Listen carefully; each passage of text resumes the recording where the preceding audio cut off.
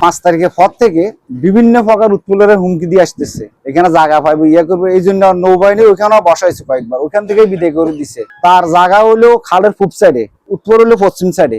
এখানে আরো মানুষ জড়িত আছে, আমিও জড়িত আছি। ওরা বললো আমরা বাসা থেকে যেন তাড়াতাড়ি চলে যাই আমার পরিবারকে নিয়ে। আমরা হিন্দু হওয়ায় আজকে ওরা এত খারাপ ভাষায় গালিমন্দ নির্যাতন করতেছে। অনেকগুলো মহিলা হামলা চালিয়ে আমাদের বাসা এসেছিল। মহিলা 7-8 জনের সাজায় নি, বাসা দখলের জন্য গেট খুলিয়ে নি, বাচ্চা সহকারে ভিতরে ঢুকাই দিছে। পরবর্তীতে এরা লাতি দরজা লাতি যারা দখল বর্তমানে সাইবাবা আছে আজকে 40-50 বছর, তাদেরকে টাকা দিয়ে বার করার জন্য চেষ্টা করতেছে। মেহরাজ সজোরে দরজাতে খুব জোরে জোরে লাথি মারতেছে এবং লোকজন অনেকে তারে বাধা দিল, সে ভাঙি গেলাম সব। আমরা জানি এই ঘরটা এই জায়গাটা 100 বছর ধরে, আমার বয়স 64 বছর, আমি 64 বছর দেখি এরা এটা বুক দখল করে আসতেছে। 2-3 জনের চাবি ধরি আমি ওই সাদার কালার আমি ওই সাইডে গেছি, আর ওরা 3-4 জন আরো ধরি। আমার 70,000 আছে এগুলো লেগেছে, আরো ঘুষি দিয়ে আইছে।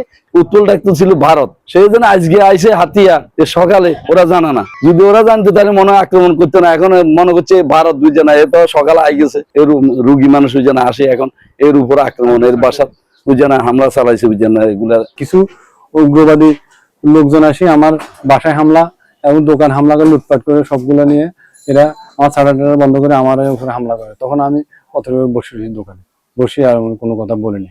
আমি সংখ্যালঘু হিসেবে এটা উপযুক্ত বিচার চাই। মোসখালী পুরান বাজারে জমির বিরোধকে কেন্দ্র করে উৎফল বাবুর দোকানে কয়েকজন লোক আসে, তারা একটা রায় পাইছে দাবি করিয়া সেখানে অবস্থান নেয়। তাদের উভয় পক্ষের মধ্যে কথা কাটাকাটি তর্ক বিতর্ক চলাকালীন লোকজন আমাদেরকে সংবাদ দিলে আমরা তাৎক্ষণিক ঘটনাস্থলে উপস্থিত হই এবং জিজ্ঞাসাবাদের জন্য যারা বাহির থেকে এসছেন এরকম 3 জনকে থানায় নিয়ে আসা হয়।